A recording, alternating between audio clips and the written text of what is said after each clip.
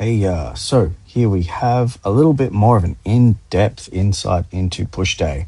Push day normally starts off with a chest isolation exercise. So I have two two push days that I alternate between. This one starting off with Peck Deck, but the other one will start off with an incline cable fly. So starting off with an isolation movement, the tempo that I choose to do these ones with is very slow and deliberate. Not looking to focus on time under tension or anything, but the slow deliberacy is more to ensure that the chest is what is engaging throughout the movement. So peak squeeze, I'm looking to contract the pec and connect with that muscle more and more and more.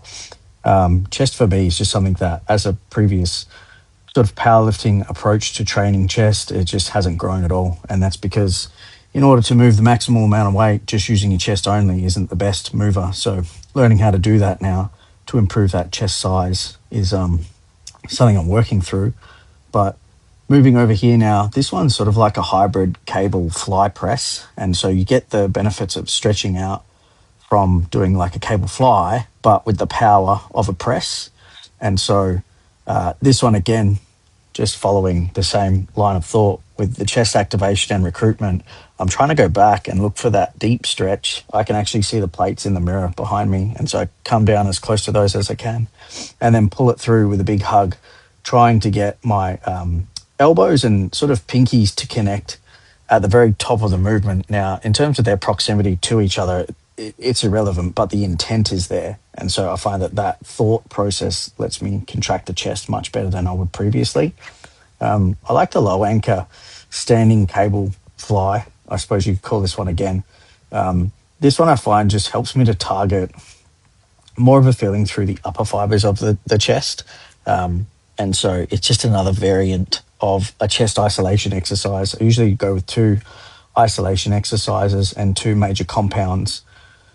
With the previous sort of hybrid cable fly press being a compound, this one being an isolation, and then the next one will be, I think, Smith machine bench press, and that's obviously a compound movement. With the way that I'm looking to milk each and every one of these reps out, it's to get as much involvement and recruitment from as many of the fibers as possible, which you could see towards the end of that last rep. I do these ones facing. In this particular Smith machine, the track isn't straight up and down. As you can see, it's angled. And so I like to push this one away from my body. And I find that gets more of like a decline feel, but I'm able to really activate the chest and pecs again is the major focus. Although it's not an isolation movement, I'm trying to isolate that muscle as much as I can throughout. Good use of a rest pause here. So because I've got tons of calories on board and getting good sleep, I use some stay extenders, especially if I feel that the reps are there, but they weren't going to be clean and perfect without that rest. I really like this machine. I try to, so you can see there's a little bit of body English here and, say of it what you will.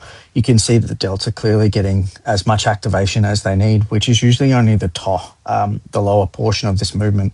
I try to keep my body as upright as possible, so I'm not leaning forward, but this one I've seen massive progression with, and I'm trying to milk every last inch of the rep. So even with this last one being a little bit unpleasant to watch, you can see that trying to hold it at the peak and just milk everything out of it.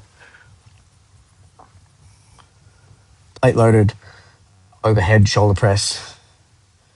Until actually watching this one from the front, I didn't realize that the angle of my elbows are slightly out. So this is one of those important factors that a mirror is just not going to provide on evaluation of a technique movement. And as the angle to this one changes, you'll sort of see what I'm talking about.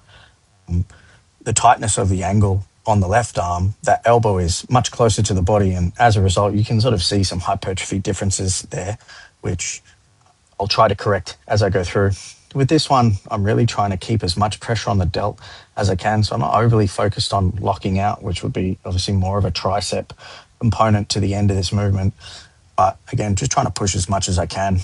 This one is a Incline JM press. And now I like to face away from the mirror because I enjoy the track going backward on this one. So in opposite to the way that we were with the Smith machine bench press, you look to focus folding your hands back. So it's sort of like a hybrid push extension, the JM press.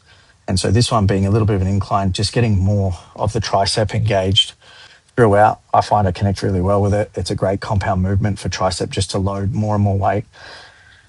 And as you can see, really pushing into that pain, just trying to milk everything that I can. I keep saying that, milking it like I'm fucking milkman, the dairy guy. But it's really what you've got to try to do to get to that next progression, you know, and you should always be aiming for that.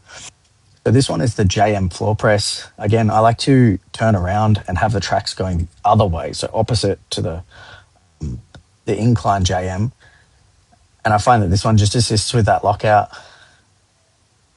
I enjoy, this one is the lying sort of bench press, floor press variant. And so each rep, I sort of come to a dead stop and then push up with as much force and control as I can. This variant of movement actually doesn't hurt any of my elbow tendons and ligaments, which I think usual association with a movement like this, and the reason people don't do it is it just lights up that joint. And so if I can avoid any excessive inflammation and pain, but still get the benefit of isolating the movement with something heavy like this one, opposed to like a push down or an overhead extension on the cables, then why not? You can see I'm really squeezing for every inch of this one. And I know there's another rep here, but I don't think it's going to be quality or attainable. I'll have a quick rest pause. If we were sort of counting it out, in my mind, I'm thinking about having sort of 3 to 5 breaths, and I'll move straight back into it. So it's not really like enough time for you to see all of those metabolic adaptations like flushing out CP, ATP system, but just enough that I can sort of squeeze it out and just shuddering like mad to complete this rep. But it's been awesome as a variable and a variant to this movement.